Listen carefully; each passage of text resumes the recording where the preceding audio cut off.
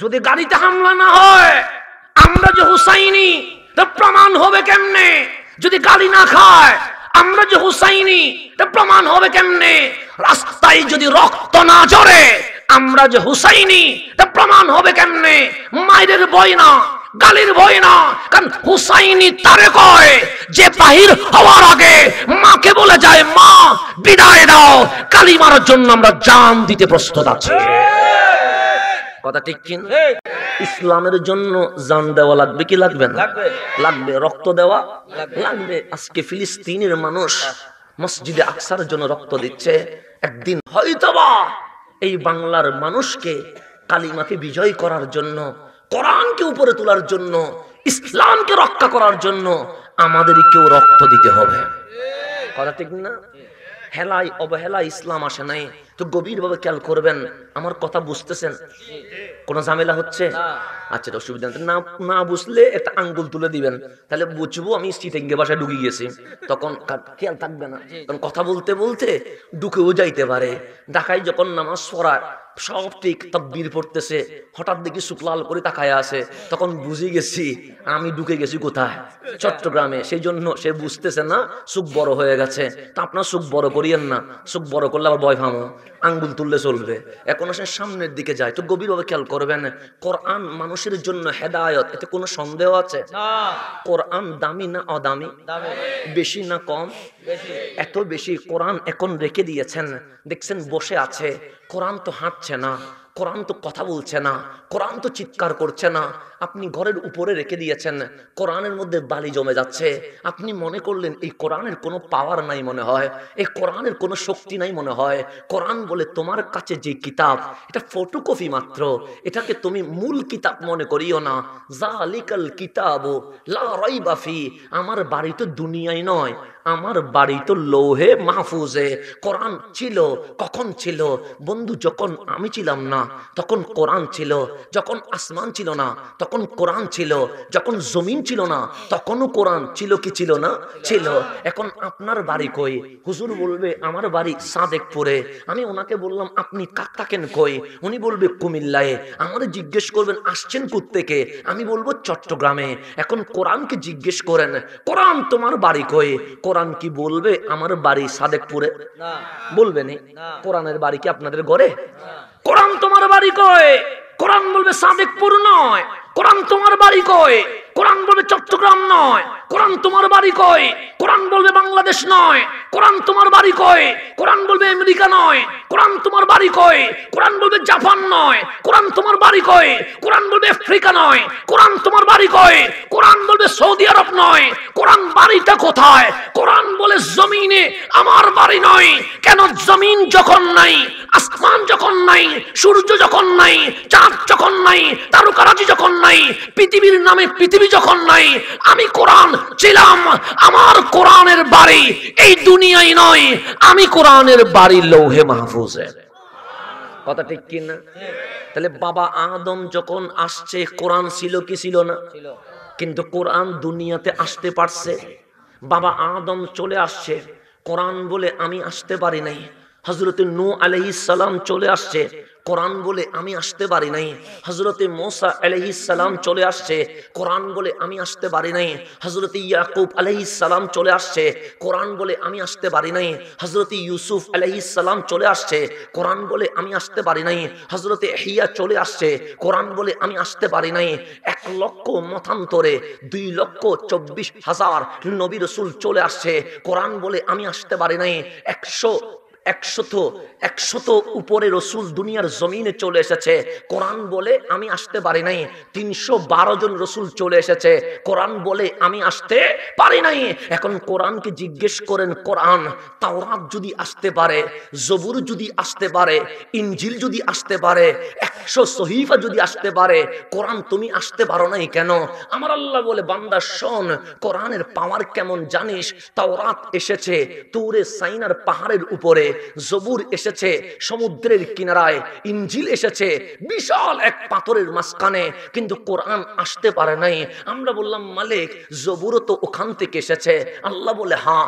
ইনজিলও তো ওখান থেকে এসেছে। আল্লাহ বলে হ্যাঁ। 100 সহিফা তো ওখান থেকে এসেছে। আল্লাহ বলে হ্যাঁ। তো কোরআন আসতে পারে নাই কেন? আমার মালিক বলে বান্দা শোন, কোরআনের এত পাওয়ার, কোরআনকে যদি পাহাড়ের উপর নাজিল করতাম পাহাড় তোলা তোলা হয়ে যেত। কোরআনকে যদি পাথরের উপর নাজিল করতাম পাথর চূর্ণ বিচ্ছিন্ন হয়ে যেত। কোরআনকে যদি গাছের উপর নাজিল করতাম গাছ বিলীন হয়ে যেত। কোরআনকে যদি সমুদ্রের মাঝখানে নাজিল করতাম সমুদ্র অস্তিত্বহীন হয়ে যেত। আমার মালিক বলে দুনিয়ায় এমন কোন পাহাড় নাই যেটা কোরআন নিতে পারে, এমন কোন গাছ নাই যেটা কোরআন সহ্য করতে পারে, এমন কোন সমুদ্র নাই যেটা কোরআন বহন করতে পারে, এমন কোন পাথর নাই যেটা কোরআন রিসিভ করতে পারে। আমার মালিক বলে আপনি পৃথিবীতে কোরআন দিতে পারে নাই, কারণ কোরআনকে নেওয়ার মতো এই জমিনে কিছুই নাই, সেই জন্য কোরআন আসতে পারে নাই। এখন আপনার মালিককে জিজ্ঞেস করেন মালিক কোরআন আসলো কেমনে? আল্লাহ বলে জানতে চাস? আমরা বলি হ্যাঁ জানতে চাই। আমার মালিক বলে কোরআন পাহাড়ে নয়, কোরআন পাথরে নয়, কোরআন গাছে নয়, কোরআন সমুদ্রে নয়। কাদ জাআকুম মিনাল্লাহি নূর, যেদিন মা আমেনার ঘরে কামলিওয়ালা রাসূল চলে এসেছে, ওয়া কিতাবুম মুবিন, লৌহে মাহফুজের কোরআন লৌহে মাহফুজে থাকতে পারে নাই, লৌহে মাহফুজ থেকে সরাসরি তোমার নবী রাসূলুল্লাহর বক্ষ মোবারকে চলে এসেছে। তাহলে নবীজির বক্ষ মোবারকে আসছে, এটার নাম কি? আল্লাহ বলে আলাম নাশরাহ লাকা সাদরাক। হাবিব, এই কোরআন মুসা নিতে পারে নাই, এই কোরআন ইব্রাহিম নিতে পারে নাই, এই কোরআন ঈসা নিতে পারে নাই, এই কোরআন আদম নিতে পারে নাই, এই কোরআন কোন নবী রাসূল আলাইহিমুস সালাম নিতে পারে নাই, এই কোরআন পাহাড় নিতে পারে নাই, এই কোরআন পাথর নিতে পারে নাই, এই কোরআন কোন গাছগাছালি নিতে পারে নাই, এই কোরআন পৃথিবীর জমিনে কেউ নিতে পারে নাই। আলাম নাশরাহ লাকা সাদরাক। হাবিব, আপনার বক্ষ এত প্রশস্ত যে এই কোরআন দুনিয়ার জমিনে কেউ নিতে পারে নাই। আপনার বক্ষ মোবারক সেই কোরআনকে নিয়ে নিয়েছে। আল্লাহ বলে আলাম নাশরাহ লাকা সাদরাক। হাবিব, আমি আপনার বক্ষকে কি বড় করে দেই নাই? যদি বলি বুকে আসেন, আমি একজনকে বুকে নিতে পারবো, দুইজনকে বুকে নিতে পারবো, তিনজনকে বুকে নিতে পারবো। মাহফিল শেষ হওয়ার পর যদি ওনারা কেউ বলেন হুজুর মাহফিল শেষে সবার সাথে কোলাকুলি করবে, আমার পক্ষে এতগুলো মানুষের সাথে কোলাকুলি করা সম্ভব? আমার বুক ব্যথা হয়ে যাবে, কথা ঠিক না? আমাকে ব্যথার ওষুধ নিতে হবে, কারণ এতগুলো মানুষকে বুকে নেওয়া সম্ভব নয়। সেই জন্য মাহফিল শেষে আমরা বলি দোয়া আছে, দোয়া আছে, সবার সাথে সাক্ষাৎ করার সময় নাই। তাহলে মানুষ বুকে নিতে পারে না। কিন্তু এখন যদি আমার মারে বলি মা আমার একটু বুকে নাও, মা আমারে বুকে নিতে পারবে। আমার বাবারে যদি বলি বুকে নাও, বাবা আমারে বুকে নিতে পারবে। বোনকে যদি বলি ও বোন বুকে নাও, বোন আমারে বুকে নিতে পারবে। বাইরে যদি বলি ভাই বুকে নে, ভাই আমারে বুকে নিতে পারবে। বিপদে পড়ে গেলাম, বন্ধুরে বললাম বুকে একটু ঠাই দে, বন্ধু বুকে নিতে পারবে। কিন্তু যেদিন আপনি মরে যাবেন, যেদিন আমি মরে যাব, আমার মালিক বলছেন ইজা জুলজিলাতিল আরদু জিলজালাহা, সময় আসবে এই জমিন ভূমিকম্পের মতো কেঁপে উঠবে। সময় আসবে আল কারিয়াতু মাল কারিয়া, ভয়ানক বিকট শব্দ হবে। সময় আসবে আসমান টুকরো টুকরো হয়ে ভেঙে পড়বে। সময় আসবে সূর্য নিচের দিকে নেমে আসবে। সময় আসবে জমিন আর জমিন থাকবে না, তামা হয়ে যাবে। সূর্যের গরমে মগজ সিদ্ধ হবে, তামার গরমে রক্তগুলো সিদ্ধ হবে। কঠিন সময়ে যখন বলবো বাবা আমার একটু বুকে না, আমার বড় ভয় লাগছে, বাবা বলবে আজকে না, আজকে না, আজকে আমি তোরে চিনি না। মারে বলবেন মা তোমার শাড়ির আঁচলটা একটু দাও না, আমি একটু লুকাতে চাই। মা বলবে আজকে নয়। বোনকে যদি বলেন বোন রে বুকে নে, বোন বলবে আজকে নয়। বিবিকে যদি বলি আসো না বুকে, বিবি বলবে লা আদরি, তোমারে তো আমি চিনি না। যেই বন্ধুর জন্য আমার রাত কাটিয়েছি, যেই বন্ধুর জন্য আমি দিন কাটিয়েছি, যখন বলবো বন্ধু আমার বড় কষ্ট হচ্ছে একটু বুকে নেয় না, বন্ধু বলবে আজ বুকে নিবে না, তখন আপনিও বলবেন নফসি, আমিও বলবো নফসি। ডানে শুনবেন আপনার বাবাও বলছে নফসি, বামে শুনবেন আপনার মাও বলছে নফসি, কোনার দিয়ে শুনবেন আপনার বন্ধুও বলছে নফসি, পিছনে দেখবেন আপনার শুভাকাঙ্ক্ষীরা বলছে নফসি। যখন পুরা হাসরের ময়দান স্লোগান একটা নফসি নফসি। শুধু আপনি নয়, শুধু আমি নয়, মুসা আলাইহিস সালামের মতো নবী রাসূল আরশের কুটি ধরে বলবেন নফসি নফসি, মাওলা আজকে আমাকে নিয়ে বড় টেনশনে আছে। নবী রাসূলরা যখন বলবেন নফসি, কেউ কাউরে বুকে নিবে না। তখন আল্লাহ বলছেন আলাম নাশরাহ লাকা সাদরাক, হাবিব আপনার বক্ষকে কি আমি বড় করে দেই নাই?